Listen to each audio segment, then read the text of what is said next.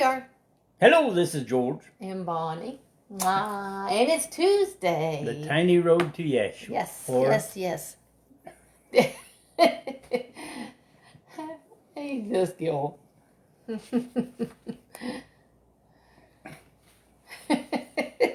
Sorry, guys.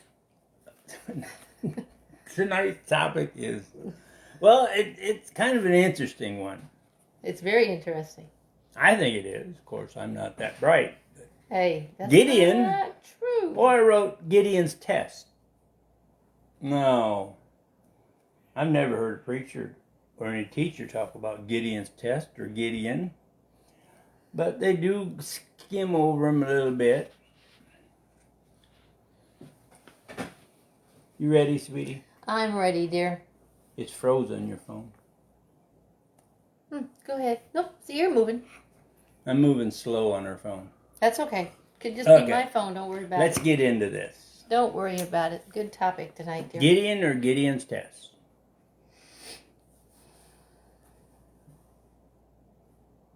Our first comment. Now, there is an interesting individual. He is not just a Bible that is in every motel. I thought that was cute. You find this person in the book of Judges, one of the books of the Tanakh, the Old Testament. It seems that Gideon was a farmer. We find that out in Judges 6:11. Judges 6:11. Then the angel of Adonai came and sat under the pistachio tree in Orphram that belonged to Joash the Everer. His son Gideon was threshing wheat in the winepress in order to hide it from Midian. Sorry. Hello, Rich and Sandy. But to get a clear picture of Gideon. Oh, good evening, Rhonda. I didn't see you. Come on. And the calling on him, we must study more than just chapter 6 of Judges. Now, like she read, Gideon was a farmer. He became a warrior, raised to the distinction as the 5th judge of Israel. We believe that the Hebrews would have made him a king, but Gideon followed Adonai, not the people. Let's start out with Gideon's calling.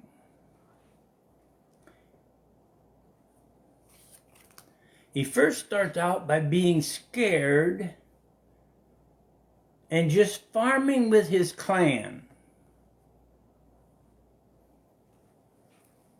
Manasseh, that was his clan. And Manasseh was the poorest of the clans. And he, Gideon, was the youngest in his father's house. In other words, a common, ordinary person just doing his job.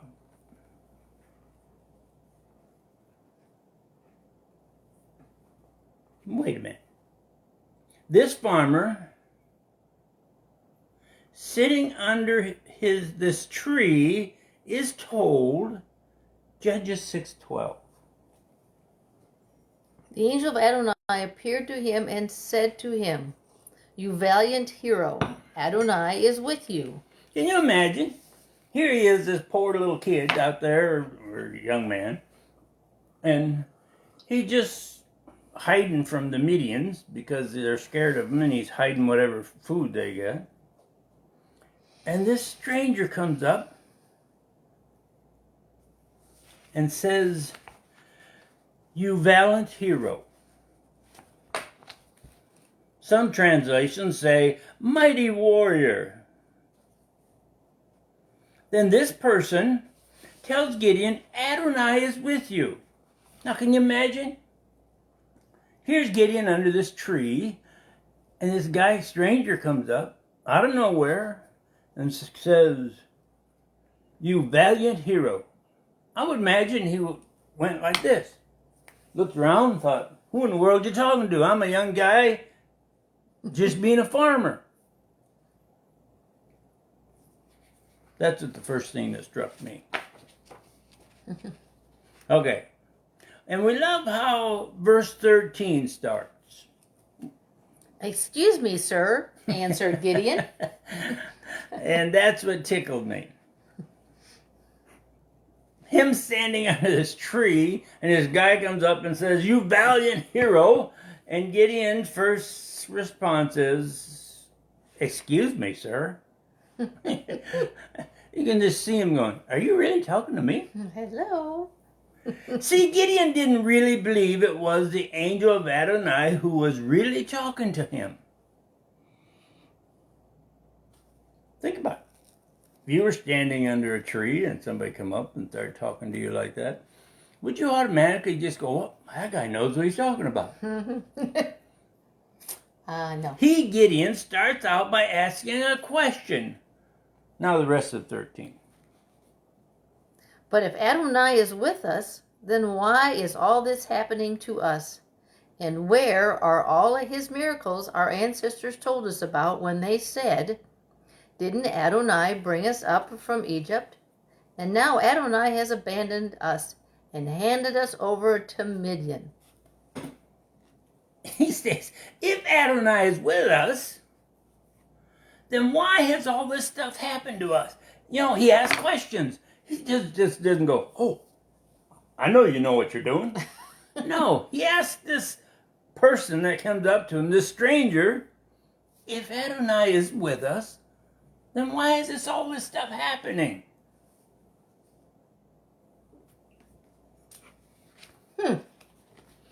Yeah, makes sense. Verse 14.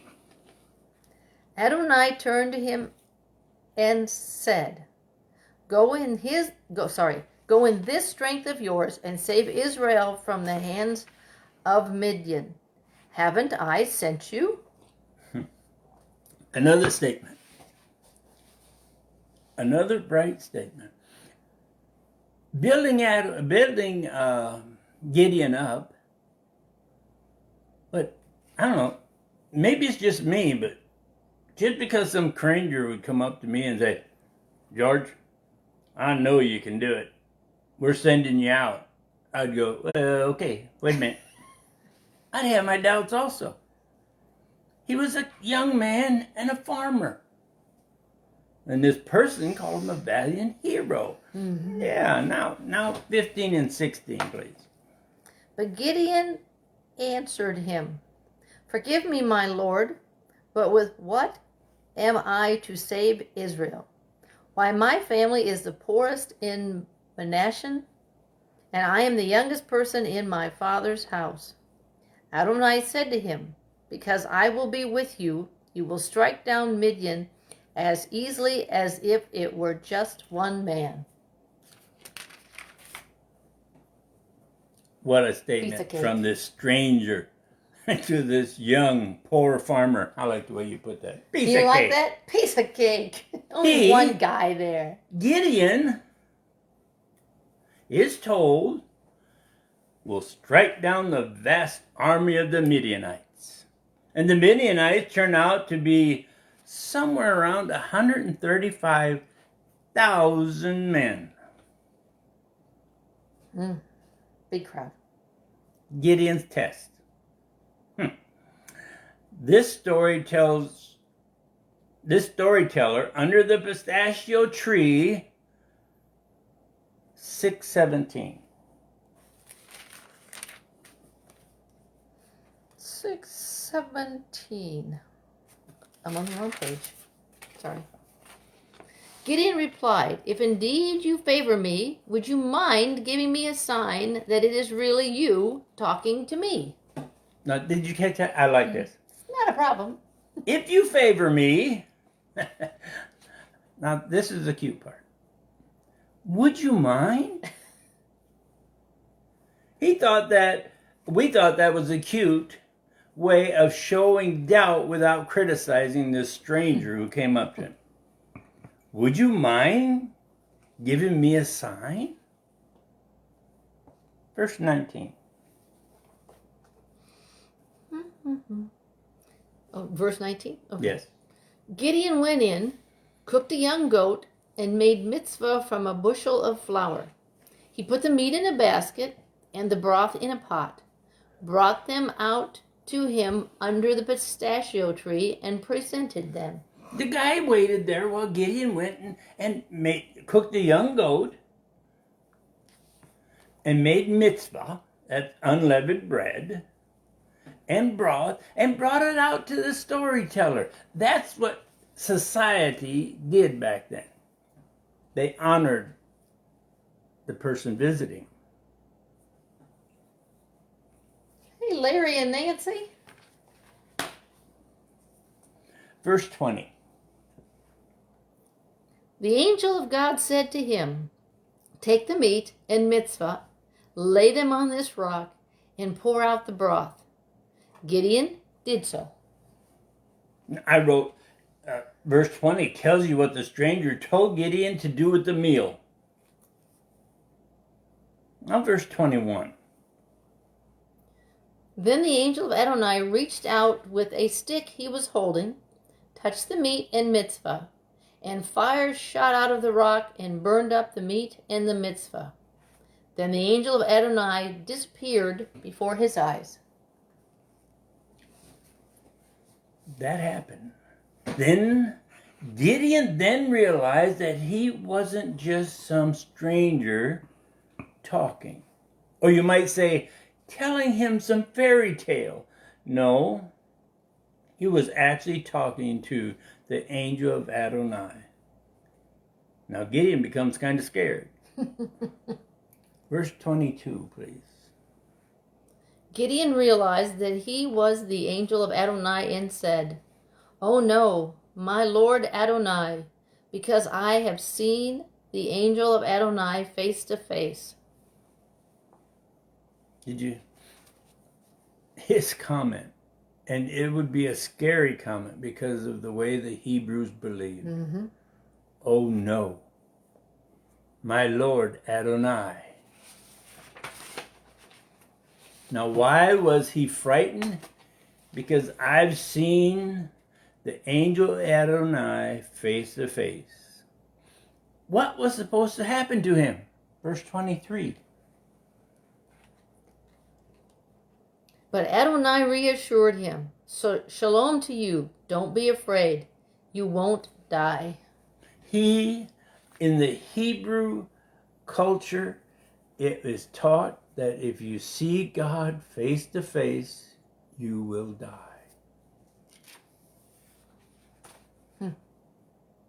That's why Adonai assured him and says, "Shalom to you. Don't be afraid. You won't die." That's got to be kind of I don't know if it'd be a scary or an eye-opening experience for a Hebrew that really believed that. Verse 24. That'd be a relief. Then Gideon built an altar there to Adonai and called it Adonai Shalom. To this day it remains in Ophram of the Avarizi. I'm sure I said that wrong. What a name for an altar to Adonai. I can't think of a better one. Adonai Shalom. That's test number 1. Now, sweetie, would you read 25 through 32? That very night Adonai said to him, "Take your father's bull and the other bull, the 7-year-old, destroy the altar to Baal that belongs to your father. Cut down the sacred pole next to it, and build a proper altar to Adonai your God on top of this strong point. Then take the second bull and offer it as a burnt offering, using the wood of the sacred pole you cut down." Gideon took 10 of his servants and did what Adonai had told him to do. He didn't do it by day because he was afraid of the men in his father's household and those from the city, so he did it at night. When the men of the city got up the next morning, there was an altar to Baal destroyed, the sacred pole cut down, and the second bull a burnt offering on the newly built altar. They asked each other, "Who could have done this?" But after investigating, they concluded that Gideon, the son of Joash, had done it. "Bring out your son," the men of the city demanded of Joash, "so that he may die, because he destroyed the altar of Baal and cut down the sacred pole next to it." But Joash said to all those crowding around him, "You're defending Baal, are you? It's your job to save him. Anyone who defends Baal will be put to death before morning. If he's a god, let him defend himself. After all, somebody destroyed the altar." Therefore, on that day, Gideon was given the name Jerubbaal, because they said, "Let Baal defend himself against him, since he destroyed the altar." Now, he is told to destroy the altar they had to Baal. Now, you got to remember that that'd be like going into some of these churches and destroying their sacred rituals that they have. But he knew Adonai told him to do it. But was he really scared of the people? See, he did it at night so he wouldn't be caught. Because he was afraid of the people, I think. What was that? But he did what Adonai had told him to do. Mm-hmm. Not like most of us. Adonai tell us what to do, and would we really do it if it offended somebody? If it hurt their feelings? If they wouldn't like it? Or if we were afraid. Pardon? Or if we were afraid. Or if we were afraid. You got to look at Gideon, poor young farmer. He had guts to do what he did, as far as I'm concerned. Okay, now read 33 and 34, please. Now all Midian, Amalek, and the others from the east joined forces, crossed the Jordan, and set up camp in the Gerizim Valley. But the spirit of Adonai covered Gideon. He sounded the call on the shofar, and Abazir rallied behind him. He sounded the horn. He sounded the shofar. And Adonai put the thought or the strength into that sound to gather the men. 36 through 40. 36. Gideon said to God, "If you are going to save Israel through me, as you said you would, then here I lay a wool fleece on the threshing floor. If there is dew on the fleece only, while the ground stays dry, I will be convinced that you will save Israel through me, as you said you would." How far am I going? 40? 40. And it happened. He got up early in the morning, pressed the fleece together, and wrung dew out of it, a bowl full of water. But Gideon said to God, "Don't be angry with me, because I am asking one more thing. Let me make one more test, please. This time, let it be dry only on the fleece, with dew all over the ground." And that is what God did that night. It was dry only on the fleece, even though there was dew all over the ground. Think you'd be getting tired of this? I wrote, Gideon does the fleece wet, then he needs more proof. He wants the fleece dry while the ground is wet. For proof. He wanted to make sure.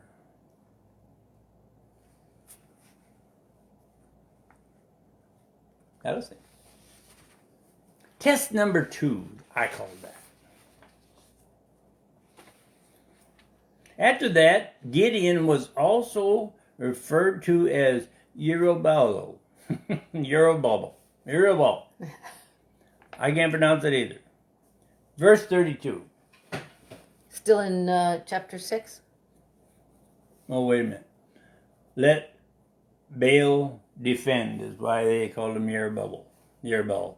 Yeah, that's what it meant. Verse 32, that's why he was referred to either name. That's Yeah. what verse 32 says. Yeah. All right. 7, 1 through 3. And I called it test number 3. Not your test, his test. Then Jerubbaal, that is Gideon, and all the people with him got up early and set up camp near En-Harod. The camp of Midian was north of them, and Gebet Moor in the valley. Adonai said to Gideon, there are too many people with you for me to hand Midian over to them, because I don't want Israel to be able to boast against me. We saved ourselves by our own strength. Therefore, proclaim to the people, anyone who is anxious or afraid should go back home while we stay here on Mount Gilead. 22,000 returned, but 10,000 remained. Now, this is what I'm I outta wrote here. about that. Verse 3 states that at Mount Gilead, Gideon had assembled 32,000 men. Mm-hmm. And Adonai has him and tells him, hey, that's too many. Now wait, I wrote, now wait a minute, going into battle with too many armed to fight?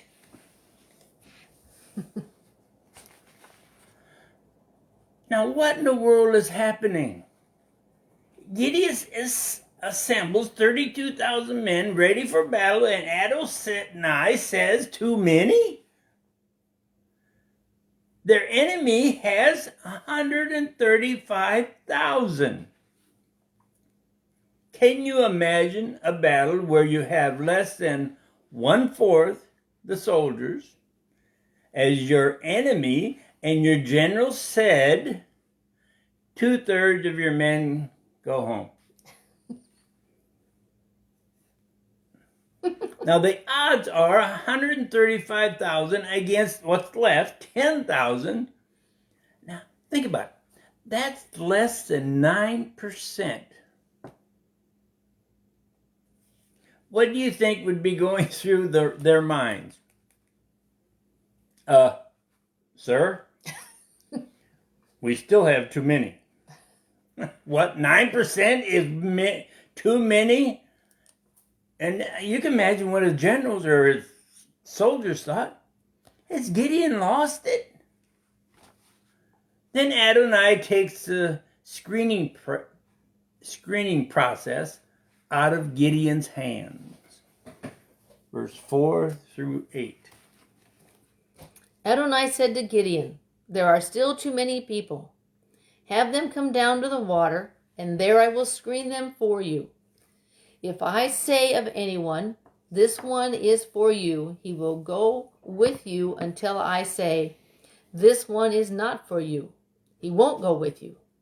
So he brought the people down to the water, and Adonai said to Gideon, put to one side everyone who laps up water with his tongue, the way a dog does, but put the other side everyone who gets down on his knees to drink.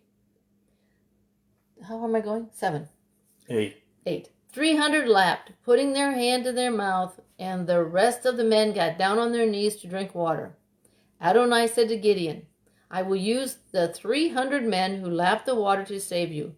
I will hand Midian over to you. Let all the others go home. So he took the provisions and the shofars of the people. Then he sent all the men of Israel away, each to his own tent. But the 300 men he kept. Now, when we went to Israel, how many years ago? 2012. 9 years ago. We went with Carol Robertson, and we stopped at this place, and we walked way back into an area, and there was a little pot of water there, a spring. Oh, yeah. And Carol says, through studies and the Jewish archives and studying it, they think that is a pool where Gideon did this. where Adonai had the people actually get down and where they separated the 300. That's kind of cool. Yes. When we were there. Very cool. Anyway. So 300 men are left. What? 300? 300 men to take on 135,000? Ah. That's 0.0025%. Not even 1% of his men. That was test 4. Now, read 9 through 14, please. 9 through 14. Oh, I'm sorry, dear, I didn't finish 8. That's all right. That night Adonai said to him, "Get up and attack the camp, because I have handed it over to you." Where am I going? 9 through 14. "But if you are afraid to attack, go down with your servant Purah, and after you hear what they are saying, you will have the courage to attack the camp." So with his servant Purah, he went down to the outposts of the camp. Now Midian, Amalek, and all the others from the Cas had settled in the valley as thick as locusts. Their camels, too, were beyond counting, like the sands of the seashore. Gideon got there just as a man was telling his comrade about a dream he had had. "I just now dreamt that a loaf of barley bread fell into the camp of Midian, came into the tent, and struck so hard that it overturned the tent and knocked it flat." His comrade answered, "This can only be the sword of Gideon, son of Joash, the man of Israel. God has given Midian and all its armies into his hands." See, when Gideon was told that, if you have to, go down and listen to what they're saying. We call that test number 5. After that test, what did Gideon do? He realized that he needed to trust Adonai.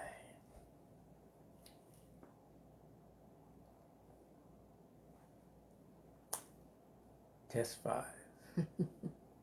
Verse 15.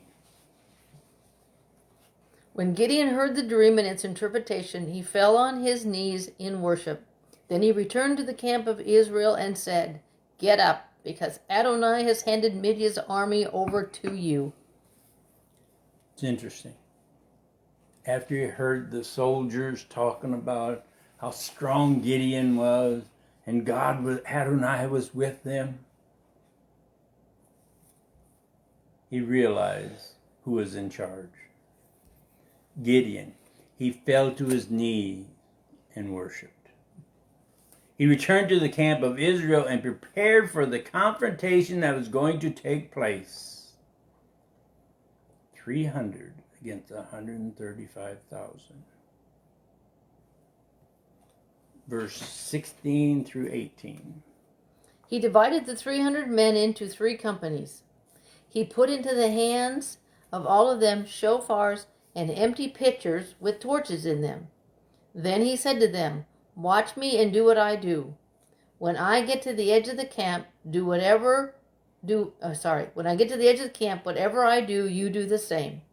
When I and everyone with me blow the shofar, then you blow your shofars all around the whole camp and shout, 'For Adonai and for Gideon.'"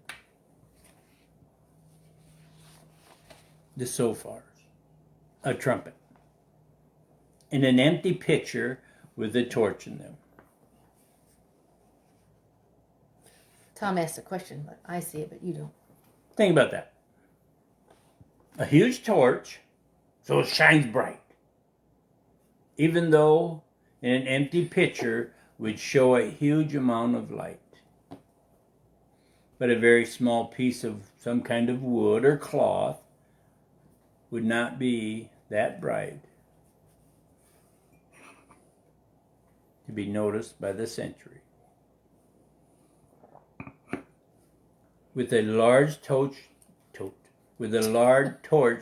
in hand to be lit by that little one, that would be a lot less chance to be seen by the Midianite sentries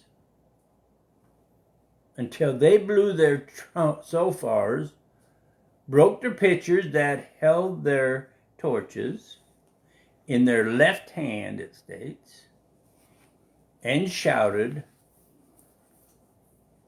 "The sword for Adonai and for Gideon." So a little before midnight, just after the change of the guard, they put Adonai's plan in motion. Verses 19 through 22. I want to read you Tom's statement. It didn't show up there. He said, what more did he need? Talking to Gideon. He said, it's a good thing Adonai is patient. Cool statement, Tom. And true. Okay, 19 through 22.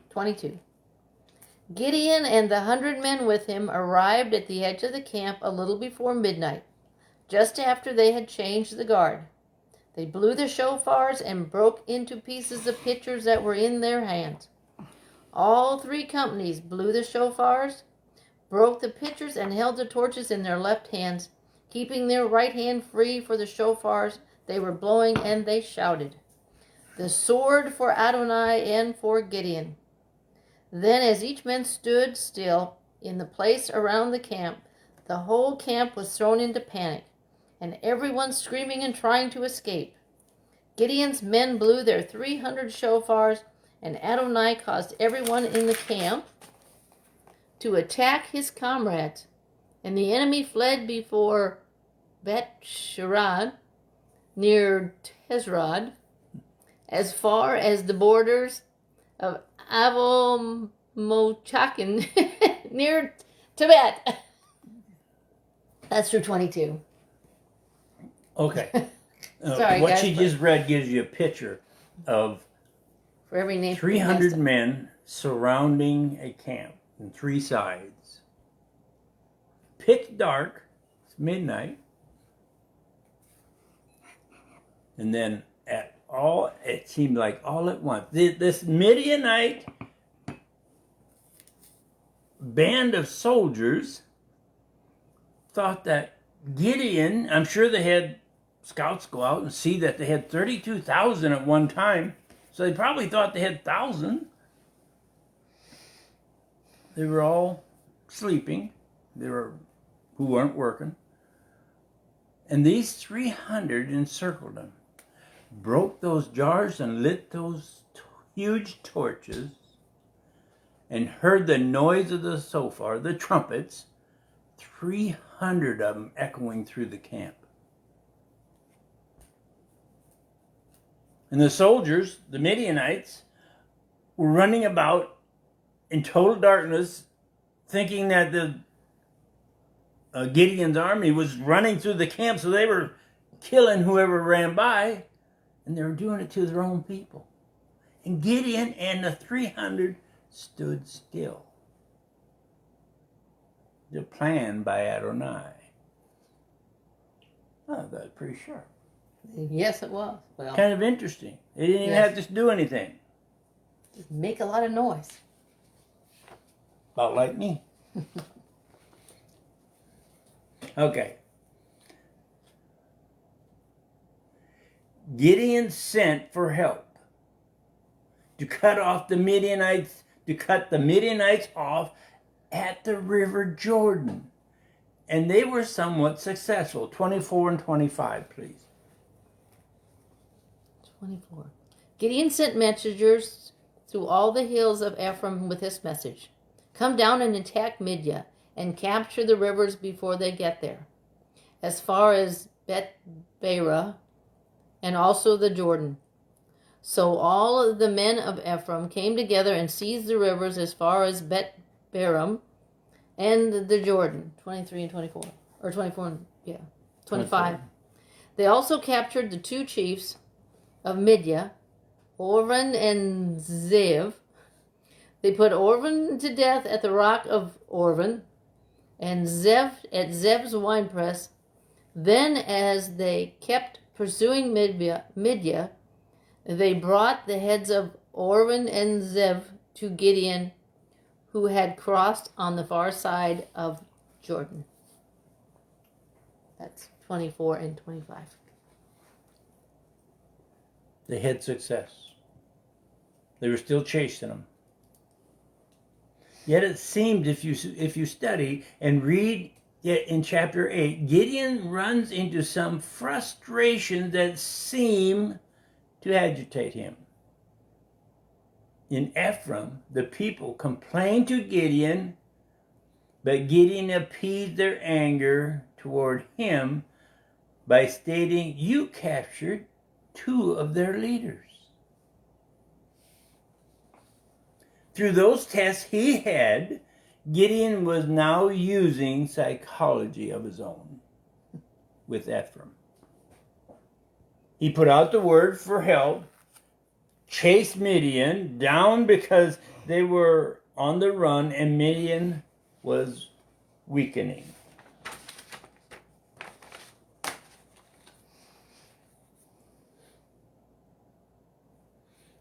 Now Gideon is trying to include a lot of the Israelite nations. Strategy of unity. After all, the main battle was Adonai's power, right? Now read 8, 1 through 4, please. But the men of Ephraim complained to Gideon, "Why didn't you call on us when you went to fight Midian? Why did you treat us this way?" They were sharp in their criticism. He answered by saying to them, "How can what I've done be compared with what you have done? Aren't the grapes Ephraim's leaves on the vines better than the ones in Ezra's harvest? God handed over to you Midian's chiefs, Ornan and whatever. What could I do that matches what you did?" By saying that, he appeased their anger. But by now, Gideon and his 300 men had come to the Jordan and crossed over. They were exhausted, but were still pursuing the enemy. If you think about what she just read, Gideon was now using some of his own psychology. That's the way I put it. Because he said, "What could I do that matches what you did?" Way to go. He gave him a pat on the back. Making them feel needed and important. The people from verse 5 through 9 were thinking of their own skin and scared to help the undermanned Israelite army. Read 5 through 9. In Sukkot, he asked the people there, "Please give some loaves of bread to the men following me, because they are exhausted and I am pursuing Zebach and Tezmanah, the kings of Midian." But the chiefs of Sukkot said, "You haven't captured Zebach and Tezmanah yet, so why should we give you bread to your army?" Gideon said, "If that's your answer, then after Adonai has put Zebach and Tezmanah in my hands, I will tear your flesh apart with the desert thorns and thistles." From there he went up to Punuan and made the same request, and the people there gave the same answer as those of Sukkot. And he answered the people of there similarly, "When I return safe and sound, I will break down this tower." Not a happy camper. Those people, what do you think? Were looking after their own skin, scared to help the undermanned Israelite army. Did the people see Gideon only had 300 men? And he's chasing Midian, whose army was still 15,000. Because somewhere along the line, we're going to find out that the first battle killed 120,000. Read verse 10, please. Now Zebach and Tezmunah were in Karkor with their army of 15,000 men, all that remained of the entire army of the people of the east, since 120,000 armed-bearing soldiers had fallen. What he said. That's where I got the number. Okay. My honey's going to read quite a big section now. Uh-oh. She's been reading a lot tonight. I So you have. people that keep answering me and saying, how come you do all the talking? Why doesn't she talk? Okay, you get your point now. Verse 11 through 21. Chapter 8. Yeah. Verses 11 through 21, you will see what Gideon did to those two towns, or two establishments, to Surkot and Peniel, and to the other kings, and to the two kings of Midian. Verse 11 through 21. Gideon went up, using the route of Nomad, east of Novak and Yobehan, and struck down the armies when they thought they were safe. Zebach and Tezmunah fled, but Gideon pursued them. Thus he captured the two kings of Midian, Zebian and Temunah, and routed their whole army in panic. When Gideon, son of Yoshed, returned from the battle by the way of Harris Pass, he captured a young man from Sukkot and asked him about the chiefs and leaders of Sukkot. He wrote down for him the names of the 77 of them. Then he came to the people of Sukkot and said, "You insulted me when you said, 'You haven't captured Zebach and Tezmunah yet. So why should we give bread to your exhausted men?' Well, here are Zebach and Tezmunah." And he took the leaders of the city and desert thorns and thistles, and used them to teach the people of Sukkot a lesson. He also broke down the tower of Penuel and put the men of the city to death. Then he said to Zebach and Tezmunah, "Tell me about the men you killed at Trevor." They answered, "They looked like you, like a king's son." Gideon replied, They were my brothers, my mother's sons. As surely as Adonai is alive, I swear that if you had spared them, I would not kill you." Then he ordered the oldest son, Yetor, "Get up and kill them." But the boy didn't draw his sword. Being still a boy, he was afraid. Then Zebah and Tezmunah said, "You do it. You kill us. Let a grown man do what takes a grown man's strength." So Gideon got up and killed Zebach and Tezmunah. Then he took the ornamental crescents from around their camels' necks. He caught Did what he was going to say. told his son what to do. His son was so young, he was too scared to do it. So he did it. But he did catch those two. And he did destroy the Midianite army.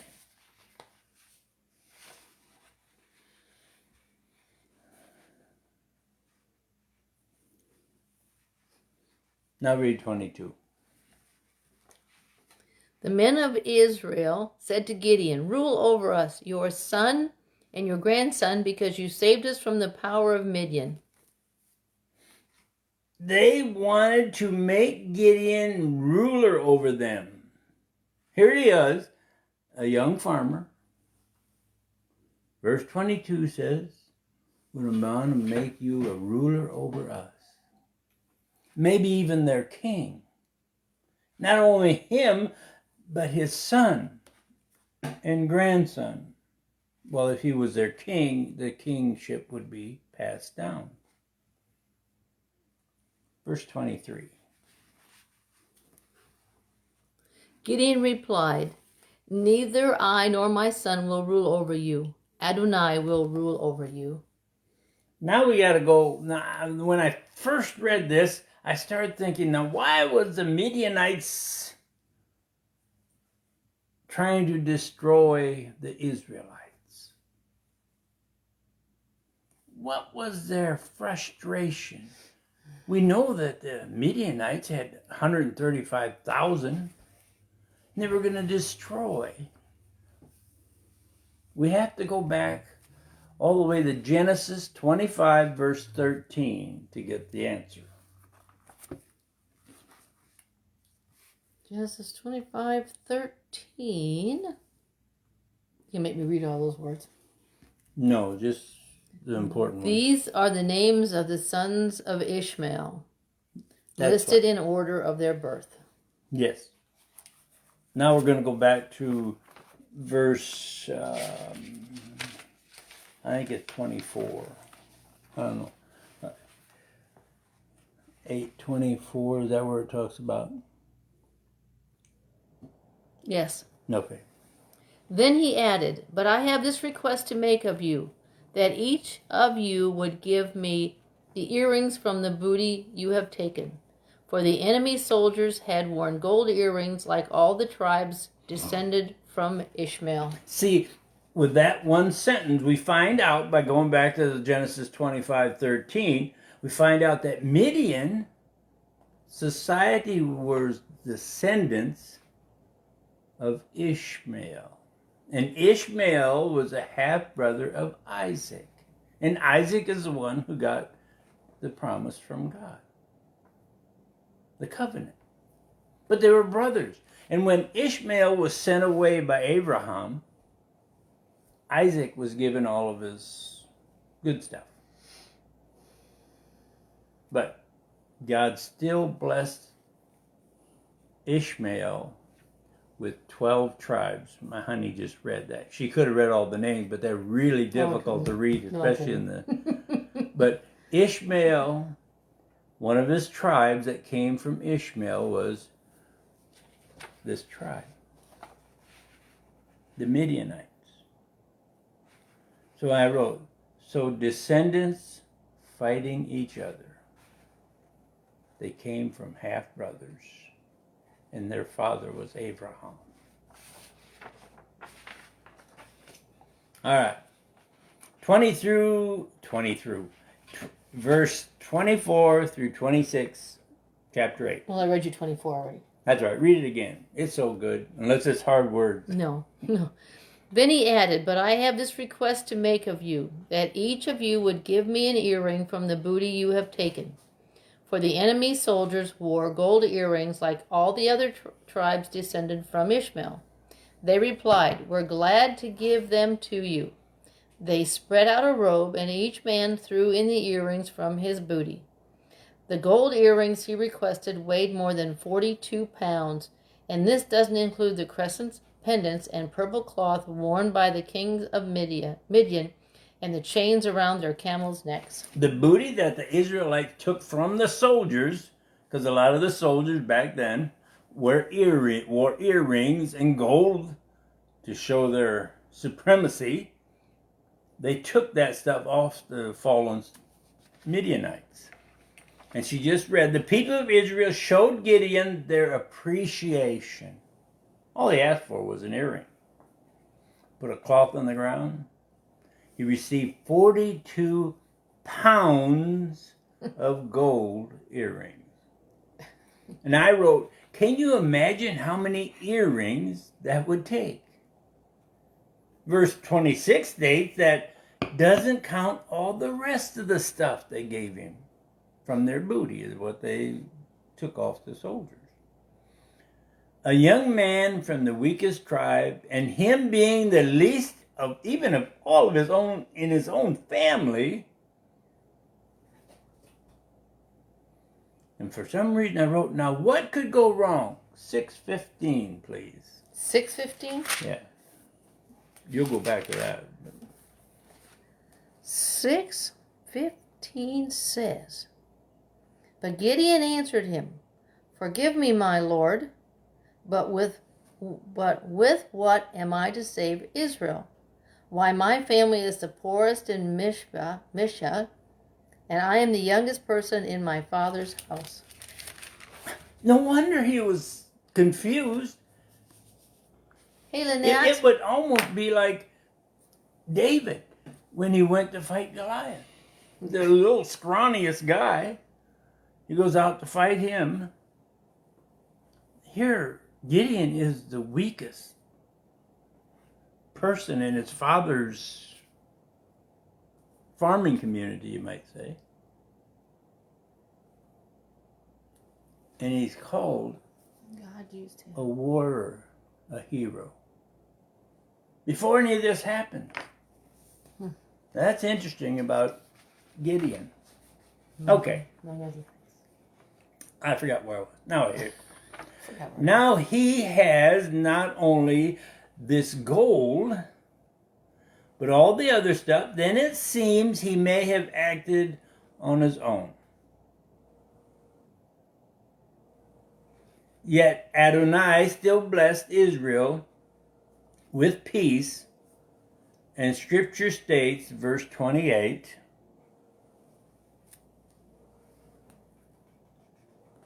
This is how Midian was defeated by Israel, so that they ceased to be a threat.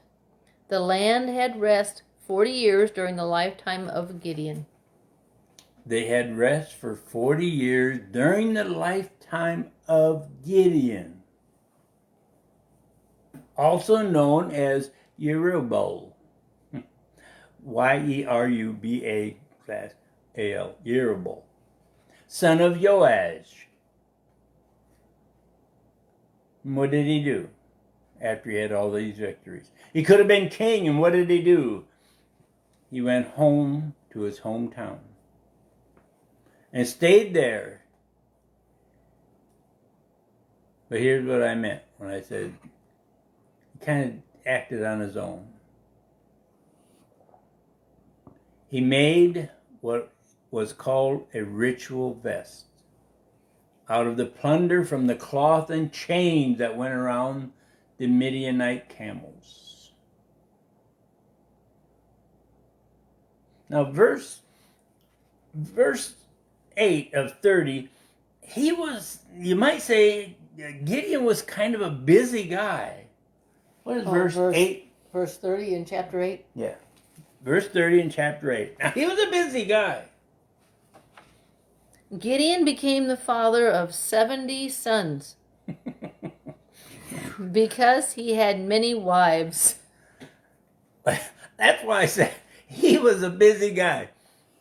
8:30 states that Gideon had 70 sons and many wives, and we know concubines. But we learn that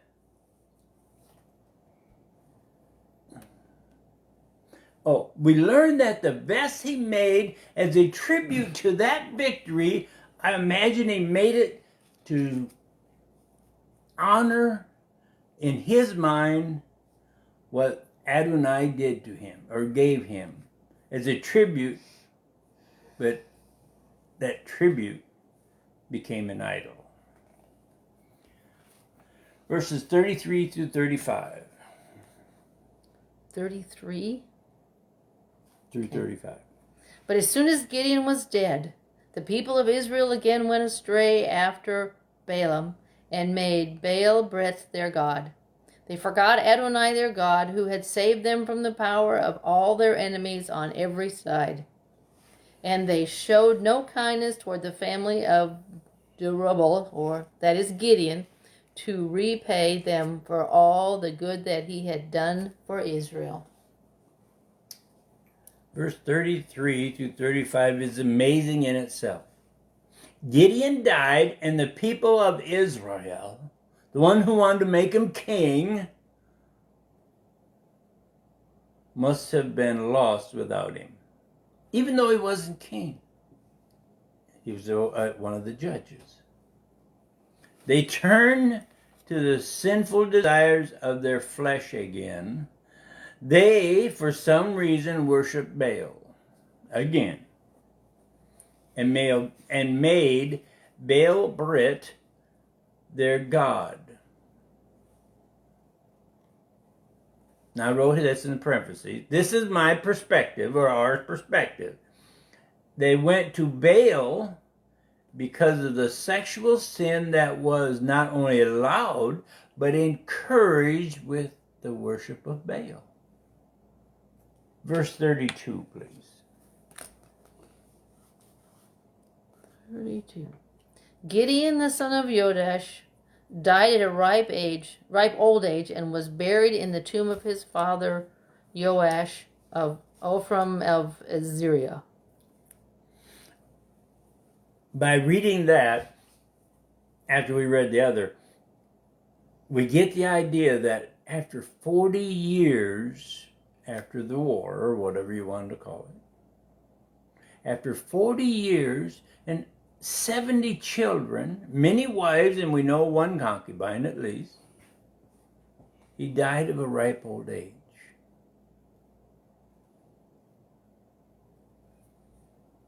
And 34 actually states they forgot Adonai, their God, and showed no respect to Jeroboam or Gideon or his family. Now, his son Abimelech, from a concubine, had 69 of his 70 half-brothers killed.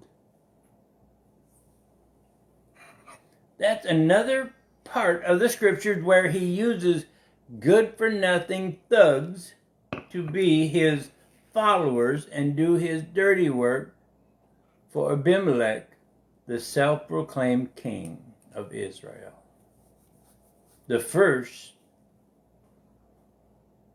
of people, what people called the king of Israel, who turned his back on Adonai.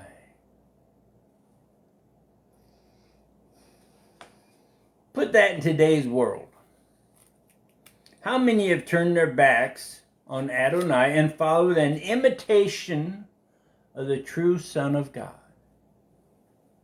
Did the Greeks or Jerome the priest do any different than what Abimelech did, his son by his concubine?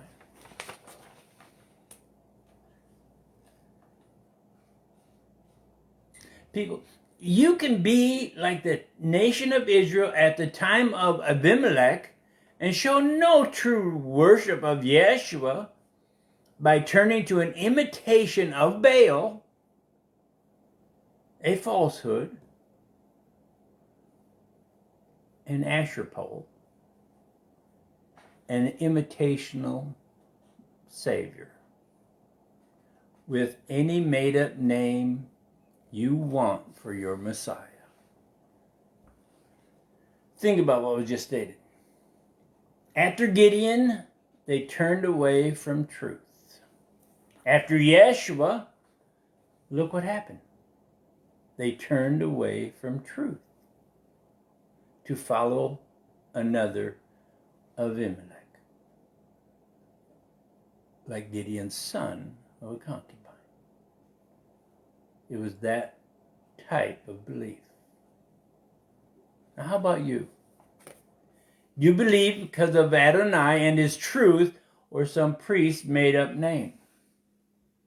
Another falsehood with brainwashing for society. Gideon or Abimelech? Abimelech or Yeshua?